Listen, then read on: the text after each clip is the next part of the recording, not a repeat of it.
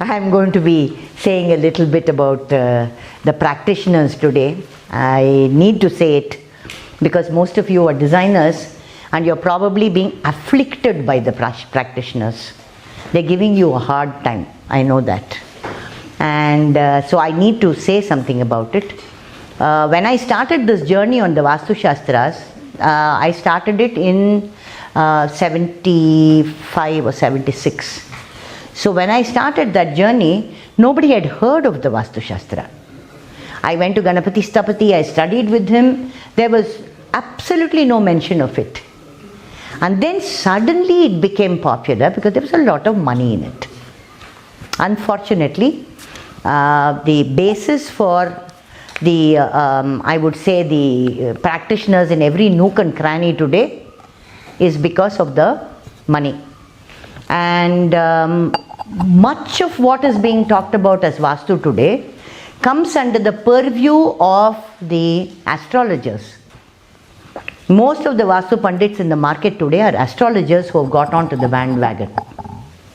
There is a little bit of astrology in Vastu, but it is not so heavily astrology influenced like they would like you to believe. Unfortunately, they have made it into that, which is I would say, a very sad thing. So there's a lot of fear being pushed, which I am totally against. Those of my students who are here will know one of my fundamental themes today is in India we are losing our traditions very fast. Our culture is being eroded very fast. So we have to work together to safeguard it. Let us not get into this thing of creating fear. Because the moment you create fear, everything will be lost. People are going to stop believing in you. Your Vastu texts are not talking about you lose your eyesight if you have the door in the wrong place. They are not talking about it. They are talking about design. They are talking about energy. They are talking about the relationship between the human being and the natural system. Don't let us lose all that by giving silly little formulae about changing the doorway. Those have all come in the last 20 years. They are not the original. The original is the oldest living system of design and energy, analysis of energy. And that is the larger frame you must hold in your mind. All the little things you can also do. I have no issues about you telling people to change their doorway. But don't do it without understanding what is the basis on which it is standing. This knowledge. Understand what they mean by proportion. Understand about what they mean by harmony. Because those are the critical factors of the Vastu Shastra. Okay? Vastu is talking about life systems. Just like yoga is. Like yoga today is being seen as asana. Asana is one part of yoga. The fact is, ours is an oral transference tradition. All thought and knowledge went through the word. It was held by people through the spoken word. Written material came much later. So even today the Vedas are actually learned through the spoken word. And it is safeguarded through the spoken word.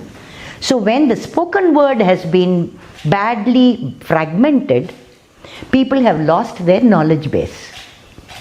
So if somebody comes and frightens you, you get frightened. Because you have no background knowledge to tell you, hey, this guy is pushing me because he wants to make money out of me. You're not able to figure that out. Oh, just in case I don't want this to happen, let me try that also. This is how people are falling into the trap. So today, it is very important that we all work together. This is not me against somebody. I'm trying to create a holistic way of looking at the world. And in this, we need everybody's assistance. You know something more than me, I'm quite willing to learn from you. But first learn the larger frame before you get caught with fear-mongering. Try to say it in such a way it helps people to become more powerful than to become more scared. Because today, empowerment is very important. The average Indian is a very frightened, very nervous person with very little self-confidence, with very little sense of self-worth. In the global space, they are constantly at the beck and call of the white man still. Right? So if you want to build back the confidence and the pride of the average Indian, you have to work with empowering rather than frightening. Okay? Are you with me on this? Okay. That is the only way you can honor the ancestors. Because they've done a great job. They have been so sensitive to the environment. And they have put it all together in the most precise way that is possible.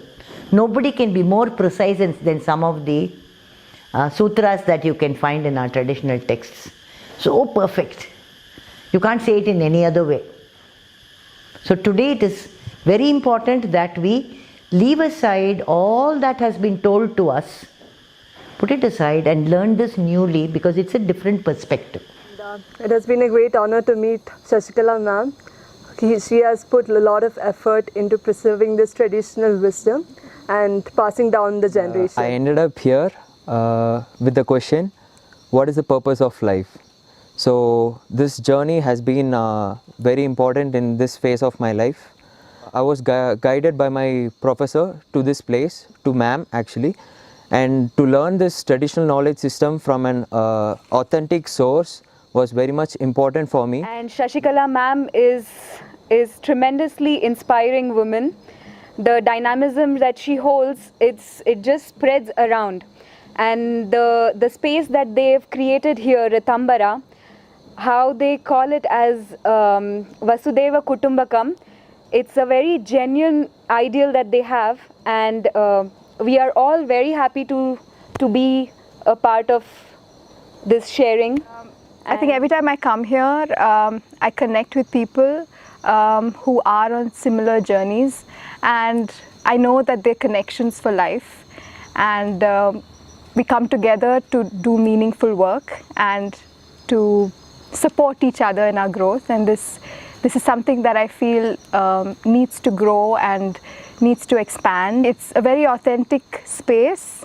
Theme of exploration in Vastu workshops is creating space within ourselves and also space outside.